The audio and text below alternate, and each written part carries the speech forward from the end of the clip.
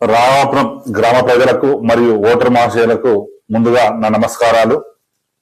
ఎందుకంటే మొన్న రావాపురం గ్రామ పంచాయతీ సర్పంచ్ ఎలక్షన్ లో భాగంగా ఒక యువకుడు విద్యావేత్త ఉత్సాహవంతుడైన సిద్ధవని శ్రీకాంత్ గౌడ్ గారిని, అదేవిధంగా ప్యానెల్ మెంబర్ ని అందరినీ గెలిపించి మన రావాపూర్ గ్రామ పంచాయతీని ఆదర్శంగా గ్రామ పంచాయతీగా తీర్చిదిద్దుకోనికి మీరు ఒక మార్గం చూపించారు. అందుకని మీరు అందరికి కూడా పేరు పేరున ధన్యవాదాలు తెలియజేసుకుంటున్నాను. మొన్న జరిగిన ఎలక్షన్ లో ప్రజలందరూ వెన్నుదన్నుగా ఉండి ఒక యువకుడు, ఒక అందుబాటులో ఉన్న యువకుడు అయితే మన గ్రామాన్ని అందుబాటులో ఉండి అభివృద్ధి చేస్తాడని చెప్పేసి నమ్మకంతో ఓట్లు వేసిన ప్రతి ఒక్కరు కూడా నిజంగా కూడా పేరు పేరున ధన్యవాదాలు తెలియజేస్తున్నాం. ఎందుకంటే సర్పంచ్ అంటేనే యాక్చువల్ గా నిత్యం ప్రజల్లోకి అందుబాటులో ఉండి ఫోన్ కాల్ దూరంలో ఉండి వాళ్ళ రోజు ఎలాంటి సమస్యలు వస్తాయి, ఊర్లో గ్రామంలో ప్రధాన సమస్యలైన వాటర్, డ్రైనేజ్, ఎలక్ట్రిసిటీ ఏవైతే ఉన్నాయో ఎప్పటి సమస్యలు అప్పటికి సాల్వ్ చేసుకునే పోయే ఒకడైతే గ్రామంలో సమస్యలన్నీ ఉండవు. కాబట్టి మీరందరూ కూడా ఆలోచించి శ్రీకాంత్ గౌడ్ గారిని సర్పంచ్ ఎన్నుకున్నందుకు మరొకసారి ధన్యవాదాలు తెలియజేస్తున్నాను. అదేవిధంగా గతంలో ఈ గ్రామానికి మేము చేసిన సేవే కావచ్చు, స్వచ్ఛంద సేవే కావచ్చు, మరియు ప్రభుత్వ పరంగా ఎన్నో డెవలప్మెంట్ కార్యక్రమాలు చేశాం.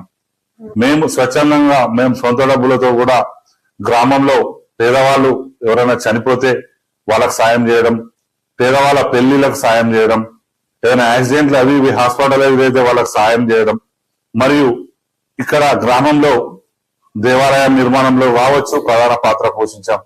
అదేవిధంగా ఒక అస్తవ్యస్తంగా ఉన్న శ్మశాన వాటికను ఒక శివుని విగ్రహం ఏర్పాటు చేసి ఒక ఆదర్శంగా ఒక మోడల్ శ్మశాన వాటికగా సొంత నిధులతో క్రియేట్ చేసినాం.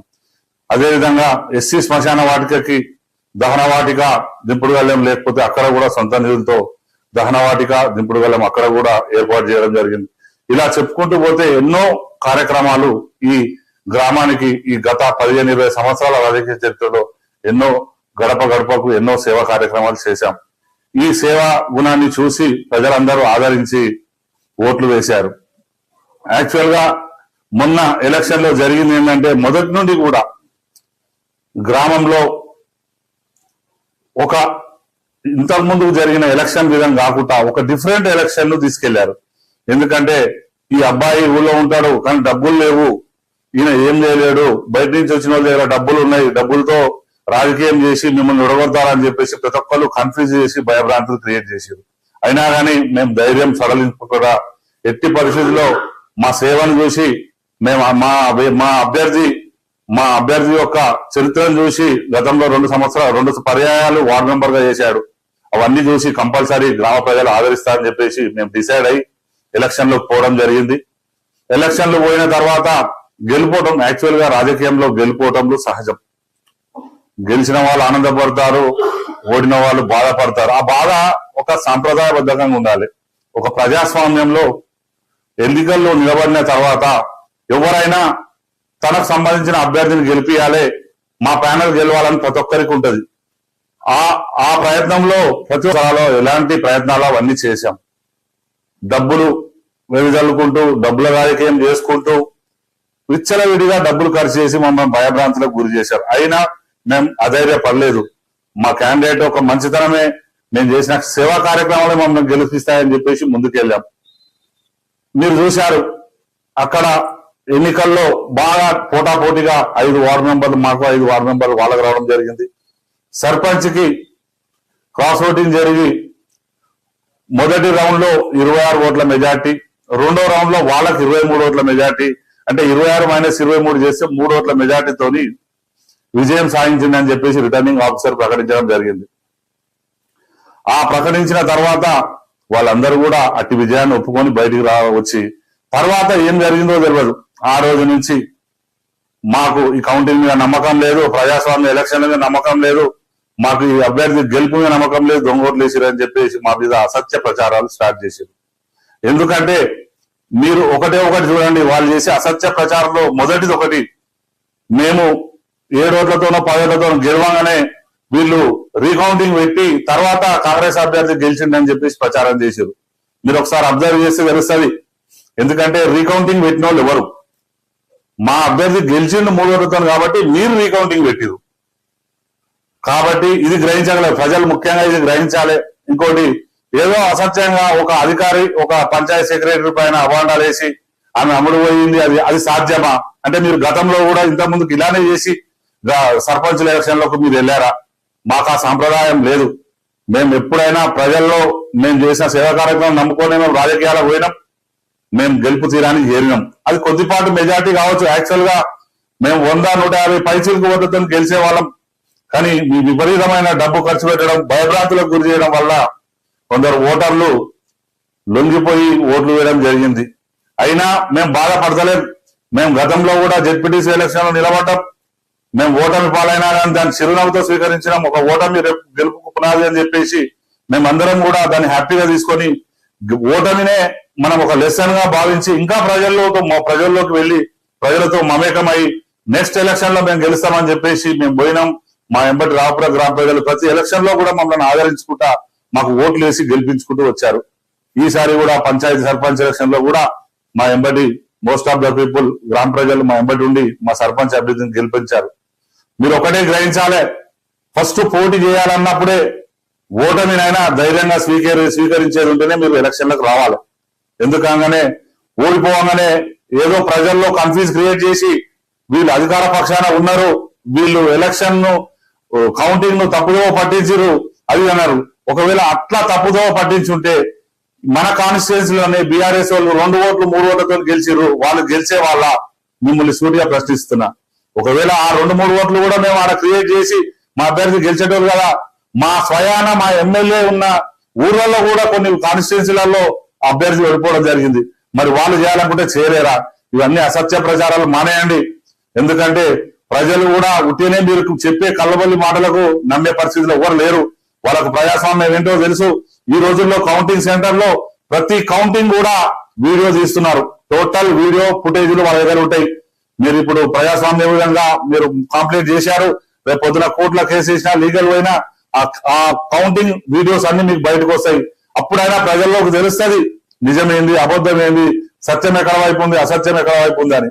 ఎందుకంటే మీరు అనవసరంగా ఓటమిని తట్టుకోలేక రేపు సింపతి గేట్ చేయడానికి రానున్న ఎలక్షన్ లో మా మీద అయ్యో పాపం అని చెప్పేసి వాళ్ళు అనుకుంటారని చెప్పేసి మీరు ఏదో చెడు ప్రయత్నాలు చేస్తున్నారు. దాన్ని ప్రజలందరూ తిప్పి కొడతారు. ఎందుకంటే సేమ్ రిపీట్ అవుతుంది. మళ్ళా రేపు జరగబోయే ఎలక్షన్ లో కూడా మళ్ళా ఓటమికి అంగీకరించి ముందుకు పోతేనే ఎలక్షన్ లోకి రావాలి. ఓడిపోగానే ప్రజలను నిందించడము, లీడర్లను నిందించడము, గెలిచిన పార్టీని తప్పుదో పట్టించడము, ఇవన్నీ మంచి పద్ధతి కాదు. ఇంకోటి, మా వైపు కూడా యువత ఉంది. యువత కూడా చాలా ఆవేశాలతో ఉన్నారు. అయినా మేము వాళ్ళందరికీ చెప్పినాం, మనం గెలుపు ఆనందంలో ఉన్నాం. వాళ్ళు ఓటమి భయంతో, ఓటమి దుఃఖంతో ఉన్నారు. వాళ్ళ వైపు వెళ్ళొద్దు. మన పని మనం చేసుకోవాలి. అభివృద్ధి రేపు పొద్దున రానున్న రోజుల్లో మన గెలుపు సమాధానం చెప్తుంది. మీరు ఎవరు కూడా తొందరపడొద్దని చెప్పినాం. ముఖ్యంగా ఆడవాళ్ళంటే మాకు కూడా మంచి అభిప్రాయం ఉంది. కానీ కొందరు మహిళలు ఓటమిని జీర్ణించుకోలేకుండా ఇష్టం వచ్చినట్టు మాట్లాడి కించపరచడం జరుగుతుంది. ఎందుకంటే పర్సనల్ టార్గెట్ చేసి పర్సనల్ గా కూడా నిందించడం జరుగుతుంది. కానీ అది మంచి సాంప్రదాయం కాదు. మాకు కూడా ఆడవాళ్ళు ఉన్నారు. మా ఆడవాళ్ళకు కూడా తిట్టాలనుకుంటే తిడతారు, కానీ మా సాంప్రదాయం అది కాదు. కాబట్టి ఇప్పటి నుంచి అన్నా గ్రహించాలా మీరు రేపు పొద్దున ఈ గ్రామానికి ఏమైనా అభివృద్ధి చేయాలనుకుంటే మంచి మార్గాన్ని వచ్చి పోటాపోటీగా ప్రతిపక్షంగా అధికార పక్షాన్ని ప్రశ్నించండి. ప్లస్ సమయం వచ్చినప్పుడు అధికార పక్షానికి తోడ్పాటు చేసి గ్రామాభివృద్ధిలో పాల్పంచుకోవాలి. ఇకనైనా ఇటువంటి కార్యక్రమాలు మీరు ఆపాలని చెప్పేసి మరొకసారి మేము హెచ్చరిస్తున్నాం. ఎందుకంటే ఇది మంచి పద్ధతి కాదు. రానున్న రోజుల్లో ఏంటంటే ఇటువంటి కార్యక్రమాల వల్ల ప్రజలు మిస్అండర్స్టాండ్కి వెళ్ళి ప్రజల మాకు కన్ఫ్యూజ్ అయ్యి గొడవలు, ఒక ఉద్రేకపూరితమైన వాతావరణం సృష్టిస్తున్నారు. ఇది అస్సలు మంచి పద్ధతి కాదు. గ్రామాల్లో స్నేహపూర్వక వాతావరణం నెలకొనాలంటే ఓడిపోయిన తర్వాత ఓన్లీ ఎలక్షన్లకే రాజకీయం ఉండాలి. ఎలక్షన్లు అయిపోయిన తర్వాత అభివృద్ధి ధ్యేయంగా అందరూ కూడా ముందుకు నడవాలి. ముఖ్యంగా గ్రామ ప్రజలు గ్రహించినట్టయితే మా ప్రచారంలో కూడా ఎప్పుడు కూడా ఏ గడపనైనా సరే మేము ప్రతి గడపకు వెళ్ళి మేము ఇంతకుముందుకు ఏం చేసినాం, గెలిస్తే ఏం చేయబోతున్నాం అదే చెప్పినాం. మా ఎమ్మెల్యే గారి ప్రచారానికి వచ్చి కూడా మేము చేసిన పనులు మరియు గెలిపించిన తర్వాత గ్రామాభివృద్ధికి ఏ విధంగా చేస్తారో అది ఒకటే చెప్పారు. ఒక్క విమర్శ కూడా వేయలేదు ఎదుటి వాళ్ళని. కానీ ప్రతిపక్ష వాళ్ళు ప్రతి గడప అసత్య ప్రచారాలు మరియు ప్రచారంలో కూడా ఆవేశపూరితంగా ప్రసంగాలు చేసి ప్రజలను ఉద్రిక్తం చేసి నిజంగా కూడా తప్పుదోవ విషం జిమ్మే ప్రయత్నం చేసిరు. మరొక్కసారి నేను చెప్తున్నా, ఇటువంటి కార్యక్రమాలు ఆపండి, అభివృద్ధికి సహకరించాలని చెప్పేసి మీకు కోరుకుంటున్నాను. అదేవిధంగా మరొక్కసారి గెలిపించిన గ్రామ ప్రజలందరికీ పేరు పేరున నమస్కరించి ధన్యవాదాలు తెలియజేసుకుంటాను.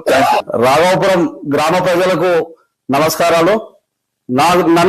నాకు ఓటు వేసి గెలిపించిన ప్రతి ఒక్కరికి పార్టీలకు అతీతంగా కాంగ్రెస్ గాని, టీఆర్ఎస్ గాని, బీజేపీ గాని ప్రతి ఒక్కరికి ధన్యవాదాలు తెలియజేస్తున్నా.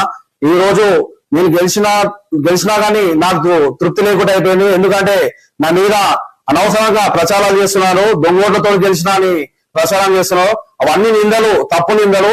లోపల ఏమైందంటే ఫస్ట్ రౌండ్ లో 1000 ఓట్లు లెక్క పెట్టారు. ఆ 1000 ఓట్లలో నాకు 508 ఓట్లు వచ్చినాయి. శంకరయ్య గౌడ్కి 483 ఓట్లు వచ్చాయి. దాంట్లో నాకు 26 మెజార్టీ వచ్చింది ఫస్ట్ రౌండ్ లో. అదేవిధంగా సెకండ్ రౌండ్ లో 431 ఓట్లు లెక్క పెడితే నాకు 201 ఓటు వచ్చింది. 223 ఓట్లు వచ్చాయి.